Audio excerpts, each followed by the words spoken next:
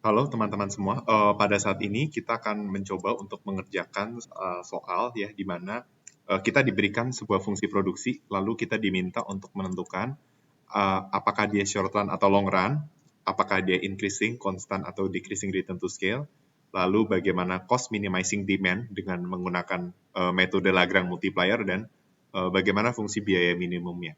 Nah, yang pertama kita diminta untuk ini dulu kan ya, apakah dia itu short run atau long run. Nah, fungsi produksinya itu adalah I sama dengan 2KL. Nah, berarti kita bisa lihat bahwa fungsi produksi itu terdiri dari capital dan labor. Yang berarti capital dan labor itu bisa digunakan dalam jumlah tertentu. Ya. Maka kita bisa bilang bahwa fungsi produksi ini adalah fungsi produksi long run.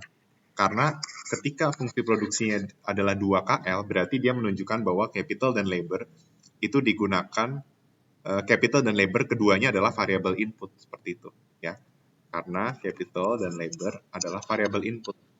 Okay. Lalu bagaimana kalau seandainya dia itu menunjukkan bahwa capitalnya itu fixed input, kira-kira fungsi produksinya kayak gimana? Nah, fungsi produksinya kalau capital itu fixed input atau dia itu short run, berarti fungsi produksinya harus seperti ini. Nah, ini menunjukkan bahwa K-nya itu adalah K bar, di mana K-nya itu dia sifatnya fix, tidak ditentukan dari jumlah labor-nya dan output yang mau diproduksi. Atau bisa dibikin jadi K1, itu juga boleh. 1 atau K bar. Nah, ini menunjukkan bahwa dia itu capital itu sebagai fixed input. Oke. Okay. Nah, makanya teman-teman jangan heran kalau misalnya suka dapat fungsi ya, sama dengan 10L atau 10 akar L. Nah, itu tuh maksudnya sebenarnya unsur 10-nya ini adalah unsur capitalnya sebenarnya. Ya misalnya K pangkat setengah ya, capitalnya 100, dimasukin ke fungsinya jadi 10 kayak gini. Nah, ini sebenarnya bukan berarti produksinya hanya dipengaruhi oleh labor, tapi karena capitalnya fix, berarti yang menjadi variable input kan cuma labor, seperti itu. Oke. Okay. Nah, lanjut ke soal yang B ya. Apakah fungsi produksi di atas increasing, constant, atau decreasing return to scale? Nah, ini berkaitan dengan dampak ya apabila capital dan labor itu ditambah dalam proporsi yang sama, bagaimana dampaknya terhadap si outputnya. Oke, kita ada belajar bahwa kalau increasing itu artinya ketika input ditambah sekian, misalnya 1%, output naiknya lebih dari 1%, gitu kan. Kalau konstan sama-sama 1%, kalau decreasing itu lebih kecil dari 1% penambahan outputnya. Nah, cara mengeceknya adalah kita mengasumsikan capital dan labor, kan pertama-tama kita tahu bahwa fungsi produksinya adalah 2KL. Oke. Nah, kita bikin ceritanya capital itu ditambah sekian persen ya dengan unsur T. T itu menunjukkan penambahan capital dan labor yang sama persentasenya. Jadi misalnya capitalnya naik 1%, labornya naik 1%, berarti T itu adalah 1,01 gitu ya. Nah, ini maka nanti jadi fungsi produksinya jadi 2 T K dikali TL ya. Karena kan yang tadinya K jadi TK, yang tadinya L jadi TL, seperti itu kan. Nah, 2 dikali TK dikali TL itu sama aja dengan 2 T kuadrat K L. Nah, berarti kita bisa dapat kesimpulan bahwa ini adalah T kuadrat dikali 2KL atau T kuadrat dikalikan si fungsi produksinya.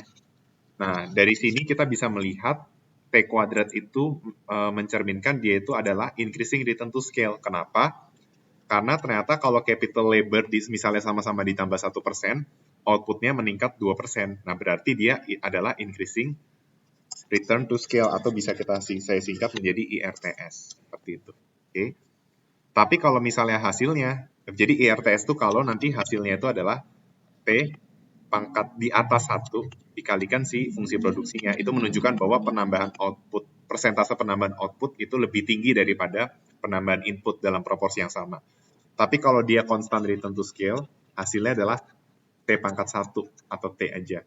Tapi kalau decreasing return to scale, itu T-nya di bawah 1. Pangkatnya di bawah 1. Oke? Jadi seperti itu ya untuk yang B. Nah, masih mudah. Sekarang kita lanjut ke yang C. Nah, ini mulai menggunakan Lagrange multiplier. Nah, kasusnya adalah cost minimizing demand. Berarti kita mesti tahu yang menjadi objective function itu adalah cost-nya. Nah, fungsi cost itu, apalagi ini kan jangka panjang ya, itu VK plus WL. Nah, jangka pendek sama jangka panjang sama kurang lebih sama sebenarnya fungsi cost-nya itu VK tambah WL, tapi bedanya K-nya bukan K bar gitu ya, hitam. Nah, kan objective function-nya adalah fungsi cost. Yang jadi constraint itu adalah fungsi produksi. Nah, fungsi produksinya adalah 2KL. Nah, di Lagrange itu kita bikin jadi seperti ini. I dikurang 2KL. Ya, karena kan kalau di Lagrange multiplier, constraint-nya itu dibuat jadi sama dengan 0. Ya. Nah, ini dapat nih Lagrange multiplier-nya. Nah, baru kita lakukan apa? Setelah dapat Lagrange multiplier, kita lakukan first order condition, yaitu dengan cara menurunkan si Lagrange multiplier terhadap, kan yang mau kita cari adalah berapa capital dan labor yang meminimumkan biaya. Berarti kita turunkan si Lagrange terhadap capital, Lagrange terhadap labor, sama Lagrange terhadap lambda. Nah, semuanya atau Lagrange multiplier ini harus dibikin sama dengan 0 yang menunjukkan bahwa capital dan labor yang akan digunakan itu adalah yang optimum. Ya, kalau kita cuma asal menurunkan itu nggak bicara tentang kondisi optimum. Ya. Nah, turunan Lagrange terhadap capital ini berarti kan V dikurang lambda dikali 2L sama dengan 0. Ini jadi W dikurang lambda dikali 2K sama dengan 0. Ini hasilnya adalah I dikurang 2KL sama dengan 0. Nah, berarti yang apa namanya, ini tuh masing-masing jadi persamaan 1, persamaan 2, dan persamaan 3. Seperti itu ya. Nah, langkah selanjutnya adalah kita melakukan substitusi dan eliminasi dari persamaan 1 dan 2. Ya. Ini kan artinya V sama dengan lambda 2L, yang bawah W sama dengan lambda 2K. Oke. Nah, ini bisa kita coret.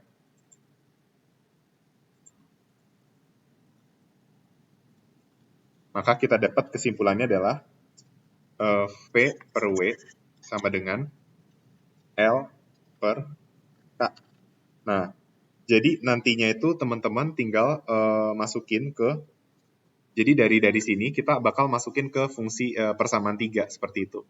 Nah, jadinya nanti intinya capitalnya itu kan dipengaruhi oleh I, W, dan V gitu ya. Misalnya saya mau lakukan untuk yang apa namanya, mau untuk labor dulu. Nah, kalau untuk labor berarti intinya tuh nanti di sini kan kita bakal masukin ke persamaan 3 kan. Nah, yang mau kita dapat nilai labornya. Berarti logikanya capitalnya yang harus kita ubah. Nah, dari persamaan ini, V per W sama dengan L per K, nanti kita bakal dapat bahwa K itu sama dengan W per V dikalikan L. Ya, ini cuma matematik biasa. Nah, dari sini baru kita bisa ubah jadi kan I sama dengan 2KL. Berarti Q sama dengan 2 dikali W per V dikali L dikalikan L. Hasilnya adalah 2W per V dikali L kuadrat. Seperti itu. Nah, dari sini kita bisa nggak dapat persamaan labor? Bisa. Ya. Karena Q sama dengan 2W per V kali L kuadrat, berarti L kuadrat adalah apa? Misalnya kalau teman-teman bingung dengan persamaan matematis kayak gini, ini bisa pakai pemisalan. Misalnya 10 sama dengan 5 kali 2. Berarti 2 adalah 10 per 5. Berarti L kuadrat adalah Q dibagi 2W per V. Atau artinya jadi setengah Q dikali V per W. Nah, berarti L star, kan ini masih L kuadrat. Nah, supaya jadi L pangkat 1, berarti ini di akar. Jadi L star sama dengan setengah Q dikali V per W pangkat setengah. Nah, ini adalah L star atau labor yang meminimumkan biaya, di mana labor itu adalah fungsi dari Q, W, dan V, atau Q, V, dan W, seperti itu. Oke? Nah, bagaimana untuk capital? Nah, berarti kalau untuk capital, kan teman-teman udah dapat bahwa persamaan capitalnya itu adalah ini, W per V kali L kan. Ya udah kita tinggal masukin L yang udah kita dapat dikalikan dengan W per V ya. Nanti teman-teman akan dapat hasilnya untuk K star itu sama dengan setengah I dikali W per V dan ini dipangkat dengan setengah. Oke. Nah, terus bagaimana untuk yang soal D?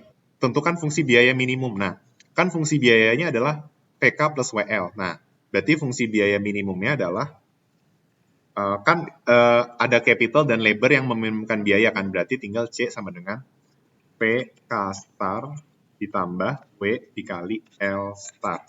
Gitu aja. Jadi kita tinggal ganti K dan L-nya jadi K star dan L star. Gitu. Karena cost yang minimum adalah ketika produksinya menggunakan capital dan labor yang optimum atau yang meminimumkan biaya. Seperti itu. Berarti ini saya izin hapus. Berarti nanti teman-teman tinggal masukin aja nih. Ya. Berarti jadinya C sama dengan P kali K star ini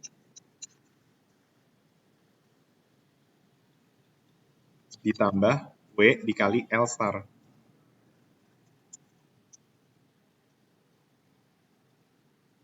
Oke, udah kayak begini. Nah, nanti teman-teman bisa menyederhanakan fungsi cos ini jadi, nah saya akan bantu untuk menyederhanakan ya. Jadi fungsi cos tersebut itu sebenarnya bisa kita sederhanakan jadi seperti ini. Saya coba salin dulu fungsi cos yang ada di sini. Ini kan C sama dengan F star tambah WL star ya. Nah, C sama dengan P dikali setengah W per V pangkat setengah ditambah W dikali L star setengah P per W pangkat setengah. Nah, ini tuh nanti bisa disederhanakan jadi seperti ini. Cost yang dipengaruhi oleh quantity dan harga input itu adalah akar 2 I V W seperti ini. Oke. Nah, gimana cara nyederhanainnya? Kita lihat, kita bikin aja jadi seperti ini. Ya. Berarti C sama dengan ini jadi setengah, ini jadi setengah W pangkat setengah dikali V kali, nah V-nya ini kita keluarin jadi V min setengah ditambah setengah I V pangkat setengah dikalikan W dikali W pangkat min setengah. Nah, ini ya, ini dikalikan jadi V pangkat setengah. Oke.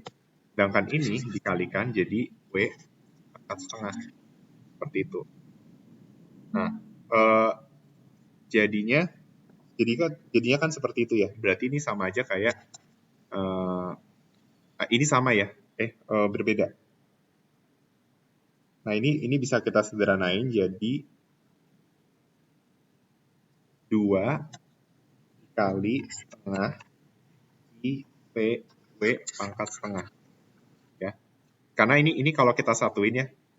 Ini kalau kita satuin nih, saya coba apa namanya? Yang ini kalau kita satuin jadinya adalah setengah I pangkat setengah dikali V pangkat setengah dan W pangkat setengah. Ya.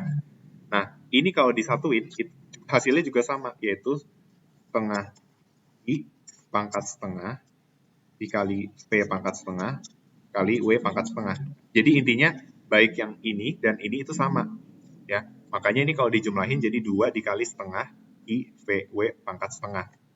Gitu. Karena setengah di pangkat setengah itu kan artinya adalah setengah pangkat setengah itu kan artinya akar dari 1/2 seperti itu. Oke. Sedangkan 2 itu adalah 4 pangkat setengah.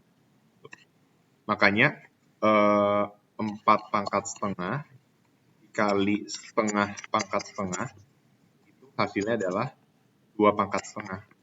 Ya, makanya ujuk-ujuk bisa jadi seperti ini. Akar 2 Ki VW, seperti itu. Oke. Jadi seperti ini asal-usulnya. Oke, sekian dari penjelasan saya. Terima kasih atas perhatiannya.